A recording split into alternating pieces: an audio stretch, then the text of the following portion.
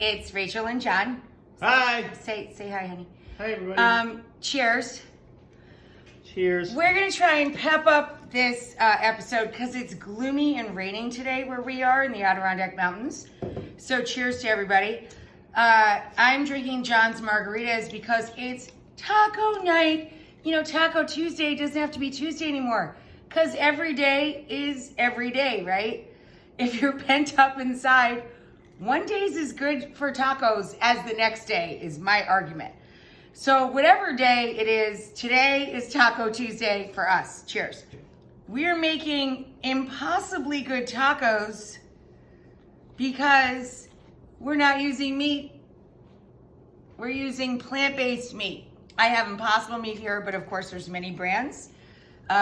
Beyond is another brand. My mom loves their sausage especially. Shout out to them. But we're making plant-based taco night. My mom at 85, a Sicilian woman, turned mostly plant-based. Believe me, I've seen her cheat. She makes big exceptions. But tonight we're, the last time I made tacos, I made them both with beef and with plant-based beef. And John actually liked the plant-based beef taco better, right? It's really good. So it made my job easier. Tonight I just get to make one batch. We already have black beans cooking on the stove, straight from a can. I do flavor them up. You want to give them a shot of the black beans? Sure. The black beans are onions, garlic, any fresh or dried chili you like, cumin, coriander, a little oregano, bay, and a tiny piece of cinnamon. And I mean tiny, like so tiny, I gotta go fishing for it. Like an inch at most piece of cinnamon stick, salt, pepper, oregano, cumin, coriander, just repeating. And then you could add a little cayenne pepper hot sauce to that at the end. I'm also cooking plain white rice in vegetable stock because we're doing a plant-based dinner. And I'm gonna stir in some ground spinach in a couple minutes. We are getting a skillet hot for our plant-based meat. The plant-based meat, you can brown it and then add liquid to it, or you can start with the onions and peppers and garlic and throw that into the meat. Let that bleed out and then just take the color off the meat. In this case, I'm gonna let the Impossible cook a little bit, then add all the onions and jalapenos and garlic to it with the spices and let that cook together with water and thicken back up again, okay? So here we go. John, you got some fresh questions? Nice and fresh, like fresh bread, I believe. Let me go over to my question station. A little non-aerosol cooking spray, vegetable or olive, and in goes our Impossible. Okay. First question. What could I do with thin bone cut pork chops with limited ingredients? Well, it depends on what the limited ingredients are, my friend. When you guys are writing in what you have on hand, try and be like as specific as possible. But I will riff on this. So, if I had, first of all, thin cut pork chops, it's great that they have a bone because they would be bone dry if they didn't. So you're gonna be quick cooking even though you have a bone, right? So you're going to pat them dry, season them with salt and pepper on both sides. And I would put more seasoning on them than not. Dry mustard, granulated garlic, granulated onion, paprika, if you wanted to taste like paprikash. Cumin and caraway are great together on pork, and I love that together. So season up your chops, flash brown them, like brown on one side, brown on the other. Woo, take me out of the pan. Then let's go, if we have fresh cabbage, shred, shred, shred. If you have canned or in the fridge or in a jar, sauerkraut or beans. Beans would work here, delicious. Onion, garlic, dried spices like dill, chive, parsley, all together. and that cumin caraway mustard thing going over and over. If you have applesauce in the pantry, oh, flash brown the chops out. Applesauce in the pan, fresh or dried thyme, and a drizzle of balsamic or sherry vinegar. Put the salt and pepper in the applesauce. Put the spicy applesauce with a little vinegar down over the chops. Delicious. That's not bad. That sounds good to me. I would eat all that that. answer. You want another one? Yeah, keep going. We're browning the meat. Well, the not meat. The fake meat.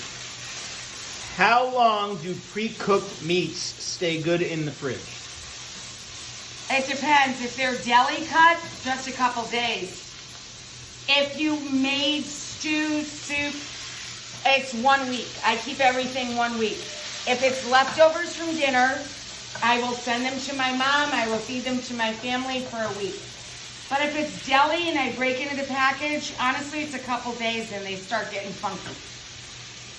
That's just my opinion. That's not a science or anything. Can I ask a follow-up question? And I do think that those food saver systems work and provide a real service to people. Can I ask a follow-up question? Sure. Can you put stuff in the freezer, and how long are they good in the freezer for? I did. I put French style just cooked ham because my mom loves deviled ham. Even though she's a vegetarian, it's one of those exceptions. She loves. Did you do the quote thing? Do it again. Even though she's a vegetarian, she loves deviled ham. So my mom loves deviled ham. So I put cooked ham in the freezer. And yes, you can defrost frozen sliced deli meat. And then you can just bring them back to life, pat off the excess moisture, and there you go, you're done. So we always put our vegetables away clean and ready to use. I prep out a couple onions, shallots, white, red. Every few days I refill the bag. I always have garlic prepped in my little bucket.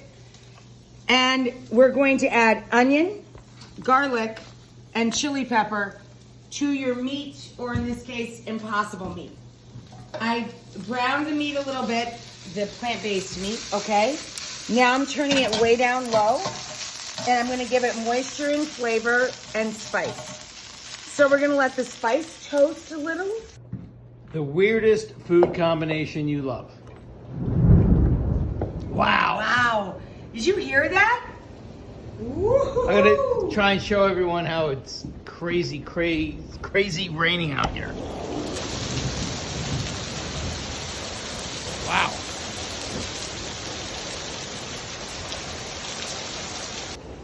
Honey, what's the weirdest thing I love?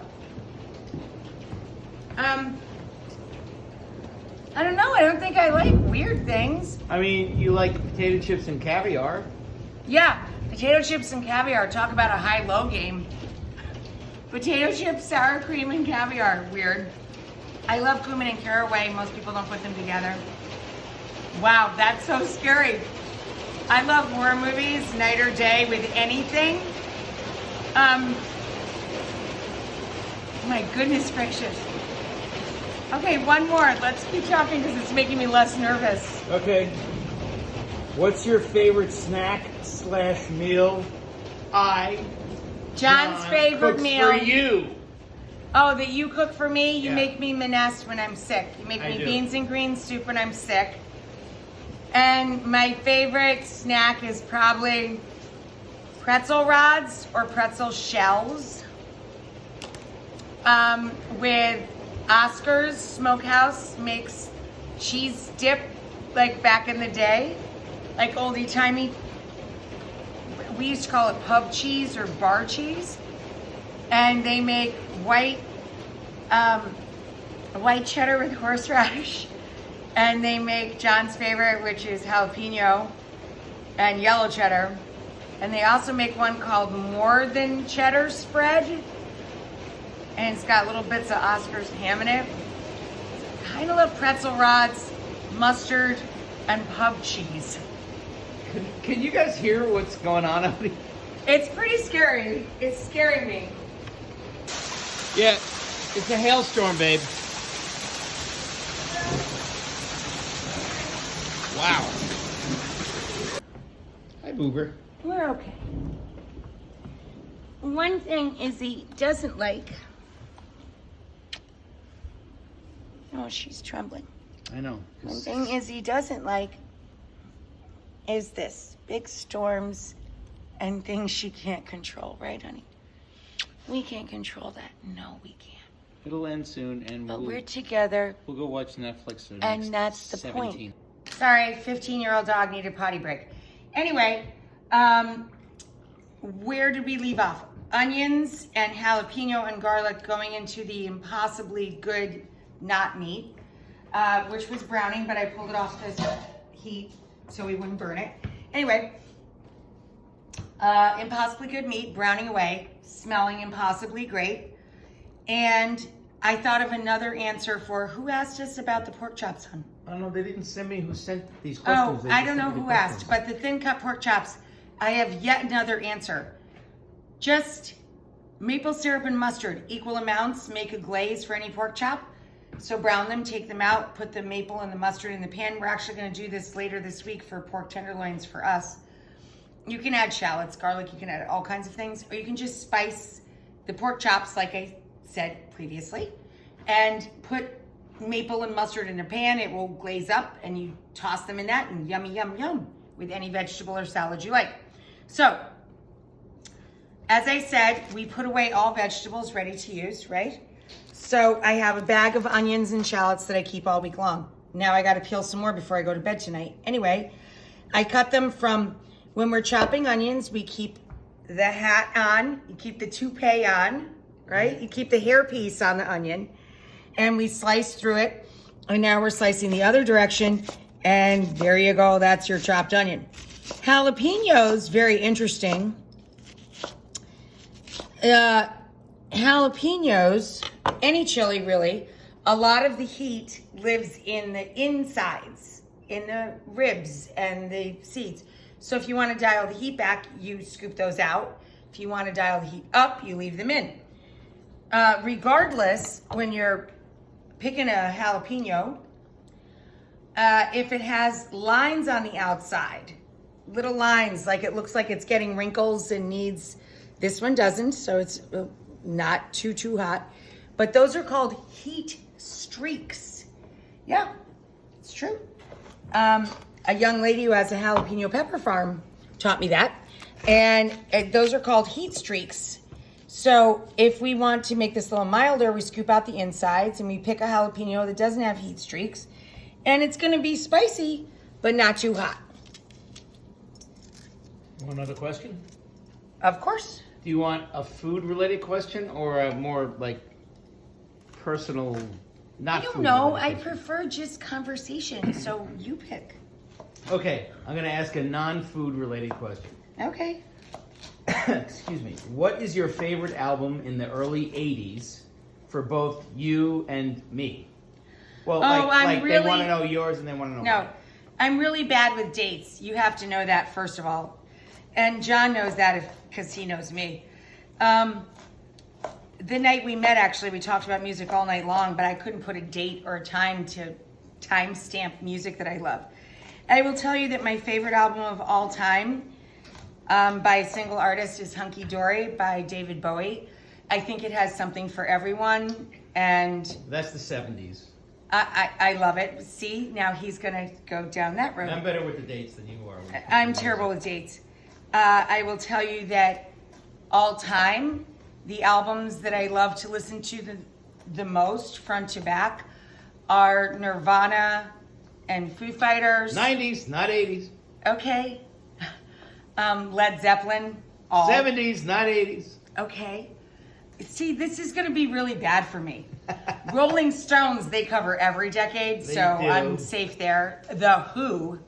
Still more of a The '70s thing than an '80s. Okay, thing. but they cover many decades, John. I bought soundtracks mostly when I was in high school, and that was the 80s for sure. That I remember. I bought soundtracks. I bought all the soundtracks to every single, Pretty in Pink, so Oh, that's '80s. There you go. Psychedelic Furs, Okay. and I love Depeche Mode, and 80s. I Good. love, of course, I love you too. 80s. And I love Brian Ferry, Roxy Music. I love soundtracks. Echo and the Bunnymen, and There you go. you know, I loved the 80s, but in the 80s, I bought a lot of soundtracks. And I was excited to have a boombox that played forward and backward. What was it called? Automatic rewind or something? Oh, the tape thing that went backwards and forwards? Yeah, and they would, on the boombox, they'd say, we have blah, blah, blah. Auto reverse, perhaps? Auto reverse, yes. I was really psyched about having anything with auto reverse capabilities. So yeah, I guess it would be the soundtracks of the 80s. For me, it's probably going to be Husker Du. Oh, Husker Du for sure. New Day Rising, 1985. One of the albums that defined. Here he goes. He's gonna geek out on you now. What I defined that I did with my music, and defined what a lot of other very popular today bands did with their music. Okay, you hear him? He's gonna geek out now. What are you doing? Get out of my way. I know. I'm just frazzing on you. He's such a delicate princess. He hates it when I call him princess. So, garlic, onion, jalapeno. This is the original because I'm already using mine. I love microplane. I created something a little bit different so it could sit on hot pans. So I really should be using this one on this thing, and I'll show you why. Because it can sit on a hot surface and you can still grate right into the pan because these are little silicone feet. But I would never have been able to create this, of course, without the predecessor, without the brilliance of microplane. Anyway, just giving props where props are due, because that's what you should do. So now we're to that point where we're adding the onions and the garlic and the jalapenos to the slowly browned, not meat that is so delicious you'll never know the difference. And now we're gonna spice the heck out of it.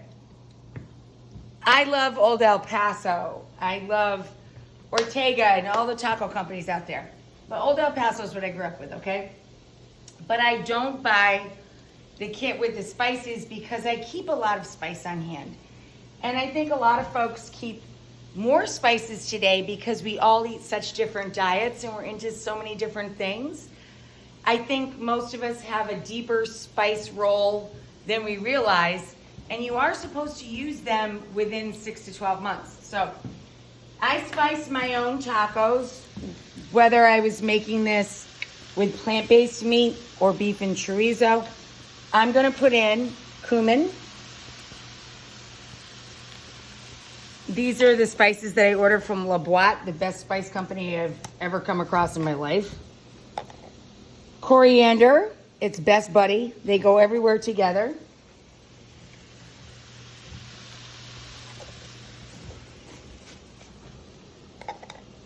A little oregano.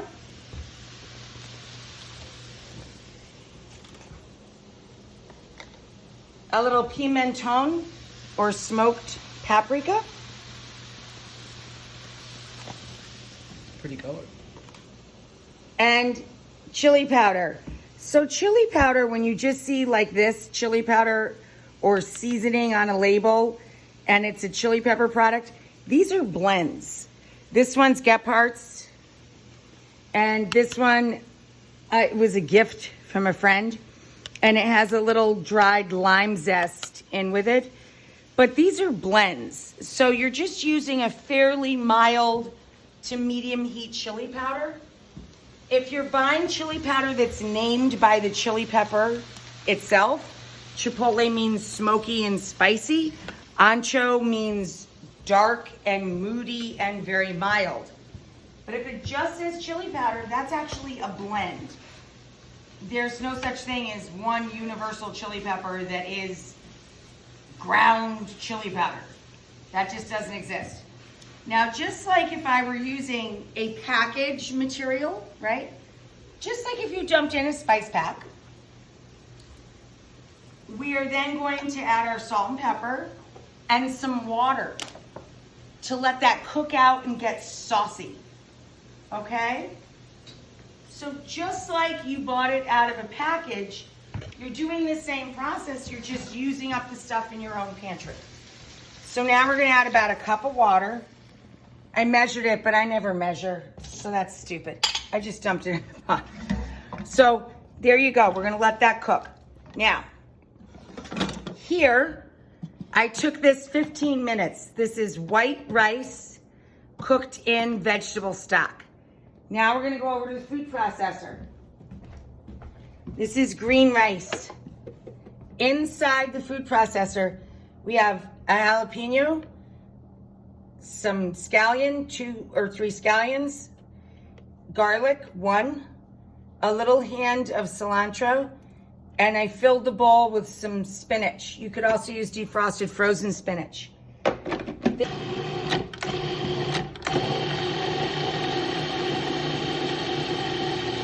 You know how to use sharp objects, so I'm a little scared.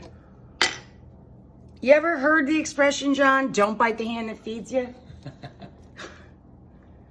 Good place to remember that. Adding a little lime juice for brightness and acidity.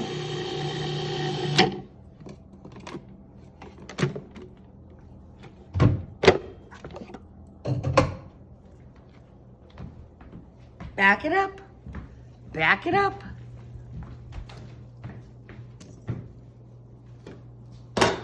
Into the pot she goes.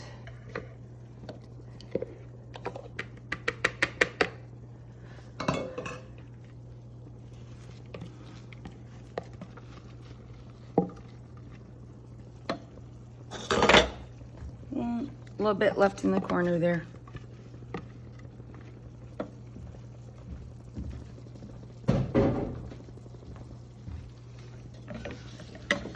Now we stir it up from the bottom. So the rice is already full of flavor because we cooked it in stock. And now we're adding all those great vitamins and all those great flavors. The acidity, the onion, the garlic, the spinach. Yum, yum, yum, yum, yum, yum.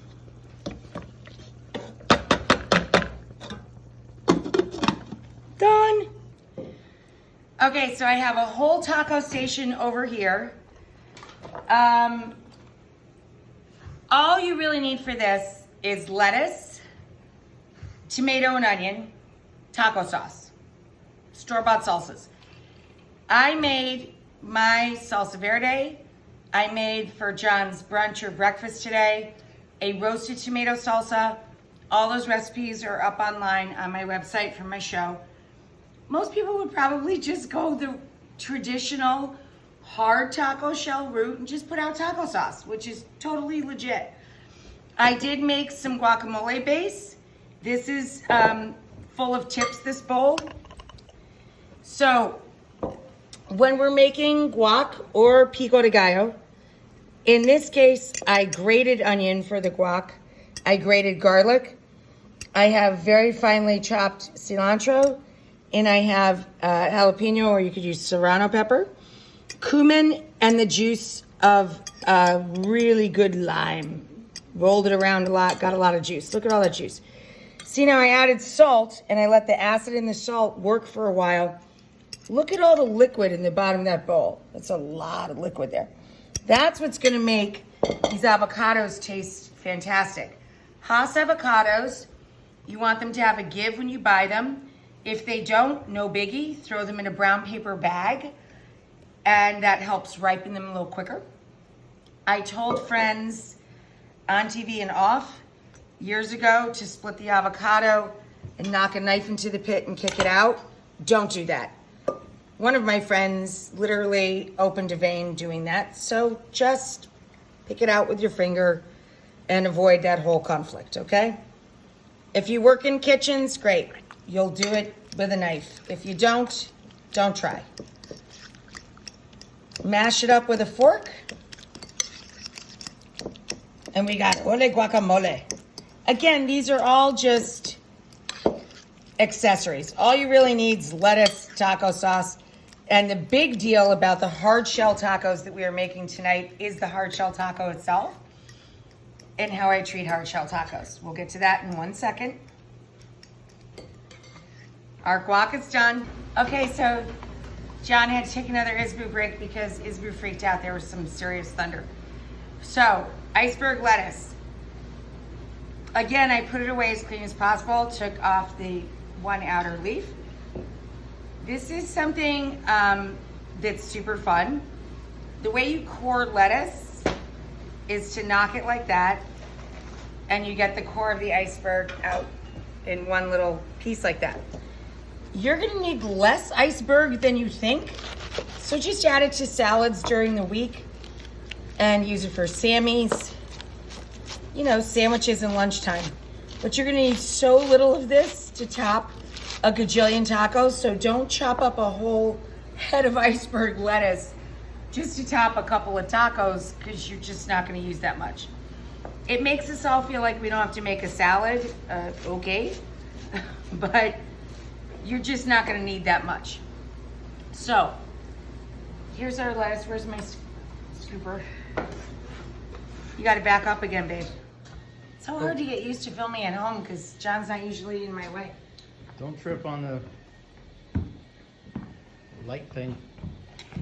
All right, so now, why don't you show them the taco bar? So here's our guacamole, pico de gallo, white onion, just straight up taco sauce out of the jar. The green salsa, this is hatch chili salsa verde. Again, you could get my recipe online, you just buy salsa verde. And this is a fire roasted tomato salsa. These were left over from brunch, leftovers, okay? The only thing I made fresh was guac and pico or diced tomato. I mean, pico is just diced tomato plus jalapeno and onion, so same diff, right?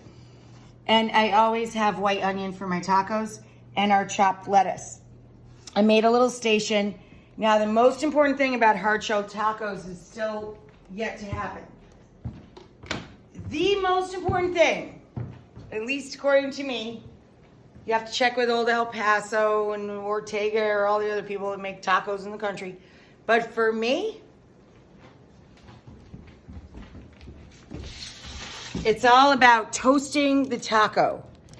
And I nacho the taco before I toast it. So cheese or plant-based cheese, if that's what you use. But I put the shells, the stand-up shells, on a tray with the cheese, and I put them in the oven to toast the corn, bring their flavor to life, and melt the cheese.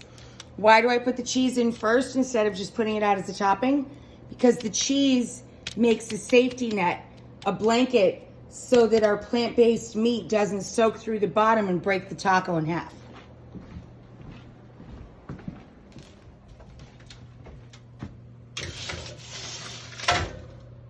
In she goes to toast for a few. Your beans are bubbling. Black beans are done. They look beautiful and saucy and lovely.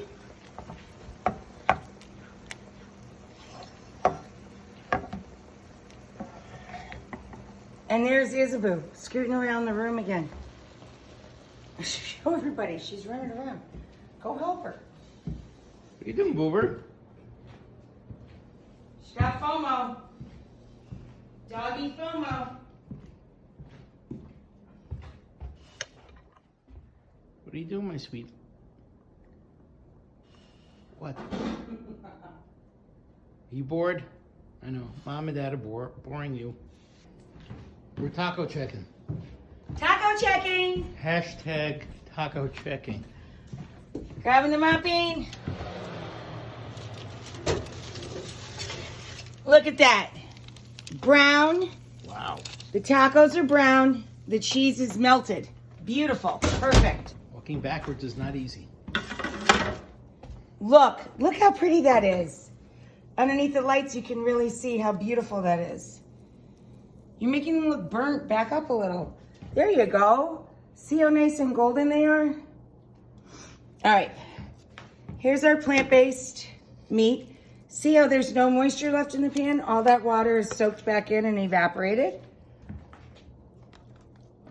And now, that's why they're called Dandin's stuff, I guess. You just dump it in there.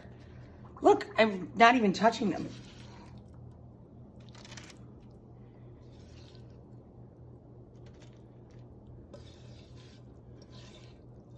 So one 12-inch package made, would have made 8. It's making 7 here because I got a 15 pack and I wanted to save half. So I erred on the side of caution there. 12 ounces. Look at how much food that made. So much food. All right, now we're gonna go over here to the taco station. But I set up a little station so it's kind of fun. And it's a make your own thing. I think it's getting late though. I think Mommy's gonna want us to make ours for her. Let's do that. Yeah. John does delivery service here. Takeout and delivery still allowed. Don't waste any of that meat. Beautiful. Isn't that pretty? And then I'm gonna get the beans and the rice, huh? I'll be over here with the tacos. Oh, the thunder. That's what's freaking Izzy out. That's the universe running some tacos. They have grum bellies. Okay,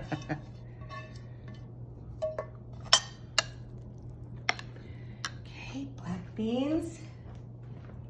Let me guess what's gonna go in this bowl. Oh, could it be the green rice, John Cusimano? Well, that's the only thing left, so I'm assuming yes. That's a really good guess, hon. I'm not as dumb as I look, and I look pretty dumb. You don't look dumb at all. You look very handsome. Thank you. Okay, there's our green rice with the ground spinach cooked in the vegetable stock. Yummy yum.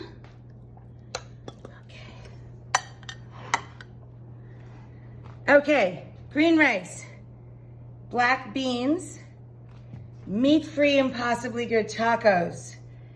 All you really need is lettuce, taco sauce, and onion, but you can have any salsas you like in guac.